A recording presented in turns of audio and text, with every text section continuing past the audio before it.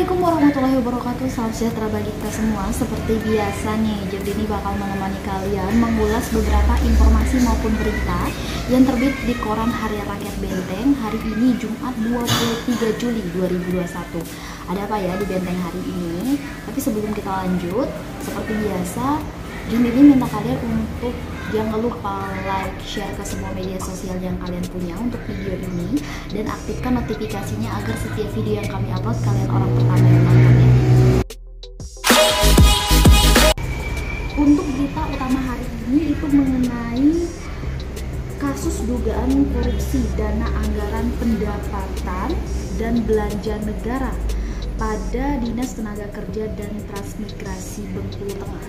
Jaksa tetapkan 3 tersangka termasuk oknum kadis. Kejaksaan Negeri Kabupaten Bengkulu Tengah akhirnya menetapkan tersangka dalam penyidikan kasus dugaan korupsi dana anggaran pendapatan dan belanja negara atau APBN pada Dinas Tenaga Kerja dan Transmigrasi atau Disnaker Trans Benteng. Tak tanggung-tanggung jaksa langsung menetapkan 3 tersangka.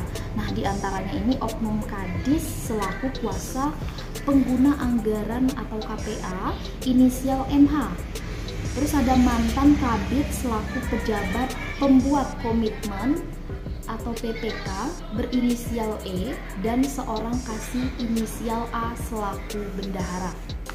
Kejari Benteng Dr. Lambok Marisi Jakopus Sidabutar SHMH menjelaskan adapun dana dipergunakan untuk program penempatan dan pemberdayaan tenaga kerja dan pembangunan infrastruktur dengan anggaran mencapai 1.059.420.000 dari hasil pengecekan langsung dengan meminta bantuan dari tim teknis Dinas Pekerjaan dan Penataan Ruang Benteng. Untuk jalan padat karya ditemukan adanya kekurangan volume dan ketidaksesuaian material pada rancangan anggaran biaya atau RAB. Kemudian untuk pemberdayaan berupa tenaga kerja mandiri pola pendampingan diketahui seharusnya 3 kali. Nah, untuk pelatihannya, namun kenyataan di lapangan hanya dilaksanakan 1 kali. Nah, sehingga terdapat selisih uang transport peserta. Namun dalam pertanggungjawaban tetap tertera 3 kali pelatihan. Lambok menuturkan dalam kasus ini terdapat pasal 2 dan 3 Undang-Undang Tindak Pidana Korupsi dengan ancaman hukuman minimal 4 tahun penjara dan maksimal 20 tahun penjara atau hukuman seumur hidup. Itulah tadi berita utama untuk terbitan Jumat 23 Juli 2021. Selanjutnya masih dari halaman utama, seharian tak keluar rumah, lansia ditemukan tak bernyawa. Dilaporkan dari Talang 4, warga perumahan Nakau Asri, Desa Taba Pasma, Kecamatan Talang 4, sekitar pukul 1:15 waktu Indonesia Barat, kemarin dihebohkan dengan penemuan jasad Sundoyo, berusia 61 tahun. Pria lanjut usia ditemukan warga dalam kondisi gantung diri dengan leher terikat seputar tali. Tak lama usai ditemukan oleh warga dan tim medis dari Puskesmas Kembang Seri, jasad korban langsung dibawa ke Rumah Sakit Bayangkara, Kota Bengkulu untuk diperiksa. Sementara polisi memasang garis polisi di rumah korban untuk penyelidikan lebih lanjut. Diceritakan korban Slamet Riyadi yang mengaku curiga lantaran korban ini sejak pagi tak terlihat di luar rumah dan merasa curiga. Ia bersama warga lain berinisiatif mencari korban. Nah, setelah dipanggil beberapa kali, korban tak kunjung menjawab.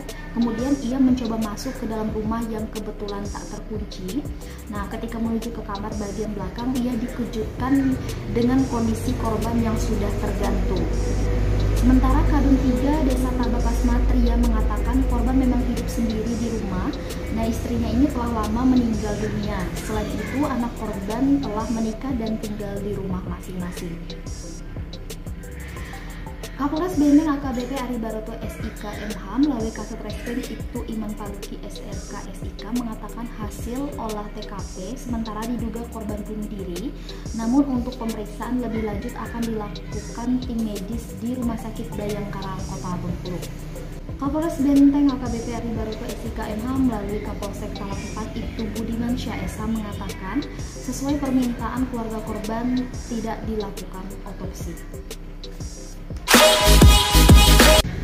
Berita selanjutnya ada pompa Intake rusak, 5 desa tak tersalurkan air bersih. Dari Pondok Kelapa, kerusakan pompa Intake di kawasan Kecamatan Pondok Kelapa mengakibatkan untuk penyaluran air bersih dari Trunda Tirta Rafflesia terhenti untuk 5 desa, di antaranya Desa Bintang Selatan, Sidodadi, Pekik Nyaring, Pasar Pedati, dan Talang Pau. Direktur Perumda Tirta Rafflesia Siti Yuningsi AZSE mengatakan tim teknis saat ini tengah melakukan perbaikan Intake yang mengalami gangguan atau kerusakan yang disebabkan oleh biring pompa dan sil pompa tak berfungsi. Siti menuturkan perbaikan memakan waktu lebih kurang 7 hari atau 1 minggu. Selain pompa terdapat perubahan arah sungai sehingga perlu penyempurnaan jalur pompa.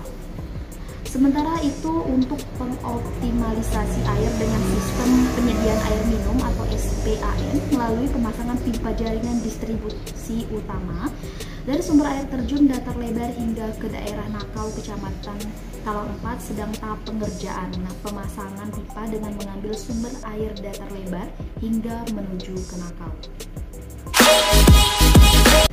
Dari halaman utama kita ke liputan 11, Desa Talang Pau nihil kasus COVID-19. Sejak tahun lalu hingga sekarang jumlah kasus COVID-19 Desa Talang Pau Kecamatan Pondok Kelapa nihil. Kades Talang Pau Haji Idul Fitri SAG mengatakan hal ini buah hasil kerjasama antara pemerintah desa bersama warga untuk melakukan upaya pencegahan.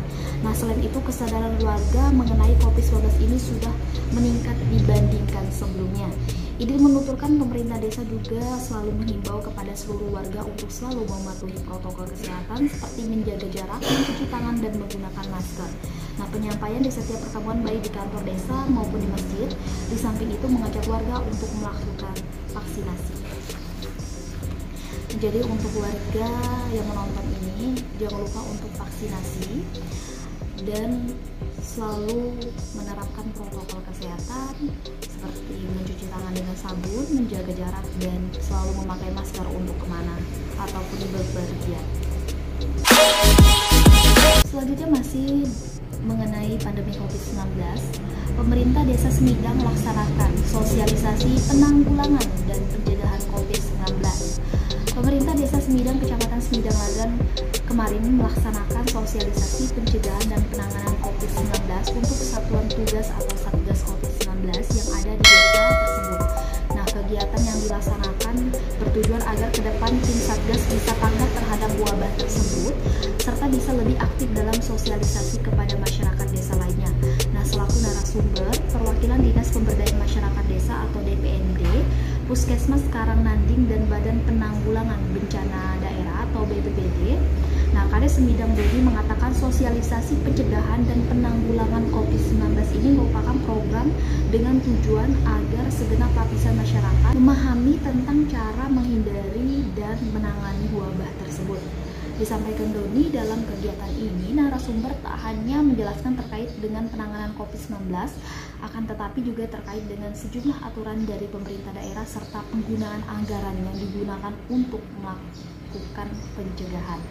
Doni menuturkan saat ini pihak desa sudah memberikan perlengkapan protokol kesehatan kepada masyarakat berupa masker, hand sanitizer, dan sabun cuci tangan serta vitamin. Nah, itulah tadi beberapa berita maupun informasi yang terbit di Koran Harian Rakyat Benteng Jumat 23 Juli 2021. Untuk kalian yang ingin lebih lengkap lagi seperti biasa, untuk berlangganan koran jangan lupa untuk hubungi karyawan yang bertugas atau datang langsung ke kantor Harian Rakyat Benteng. Tidak hanya itu saja, kalian juga bisa mengakses website resmi kami di rakyatbenteng.com. Dan jangan lupa juga untuk subscribe channel ini dan aktifkan notifikasinya agar setiap video yang kami upload kalian orang pertama yang menontonnya. Saya Jendini dan keluarga bertugas mengucapkan terima kasih dan wassalamualaikum warahmatullahi wabarakatuh.